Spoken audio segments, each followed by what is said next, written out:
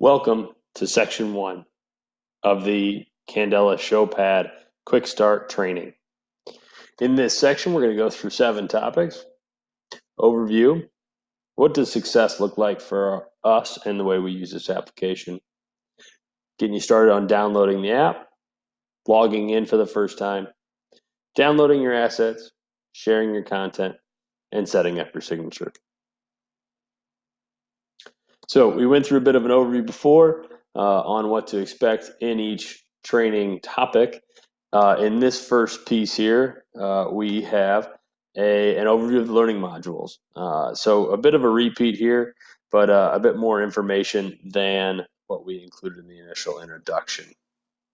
So there are 4 main components of each module. First, we've got a video overview, what you're looking at right now. Next, we'll have a how-to, some instructions or some links that you'll need to conduct the learning we're hoping you take away from this module. Number 3, we've got some links to more information from Showpad. In all honesty, they've got a great help section, and be idiotic to reproduce that in our materials. So in our training guide and in these slides, I've got links to that. What I'm hoping to do with these videos is contextualize that within our experience. So hopefully these videos are enough.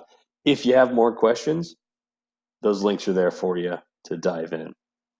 And then lastly, number 4, we've got an activity. We're asking you to demonstrate the knowledge that you just gained through the video, the how-to, and if you need it, the link to more information. So some key features of Showpad. This is designed to enable the modern salesperson. So we've got 6 characteristics here that we'll go through. I won't read them to you here because we've got them in slides. So one location, all our assets are going to be in one tool. You no longer need to store assets on your personal computer. You can, you don't have to. You don't have to access these materials from the portal. These will be on your iPad. They'll also be accessible via the portal and through Showpad. We're removing the 2 apps. So once we get the ROI calculators built into Showpad, those apps will be removed. Accessing documents on Salesforce. After we get all the files up and we conduct our pilot, we'll then remove those files from Salesforce. So there is one source of truth for our sales and marketing assets. And then a bit of a joke here. I don't know if any of you are carrying around floppy disks, but if you are, with Showpad and your iPads, you will no longer have to carry around that floppy disk. Next, it's quick and offline. Assets load fast and on the fly, as long as you have an internet connection. Things are available offline as long as you have viewed those assets on your iPad previously. We'll get into this in a training here, but you'll have the option to download all the assets right away. I did this on my iPad, and it was just over 3.5 gigs, I think, that we have for the products currently. So with our iPads having 30 gigs on it, something that's completely reasonable. Next, this enables personalized experiences. You can create custom presentations for events, different specializations, or even for each meeting. So imagine you're going into a meeting and you know exactly what Dr. So-and-so wants to talk about. You can create a presentation specifically for that conversation.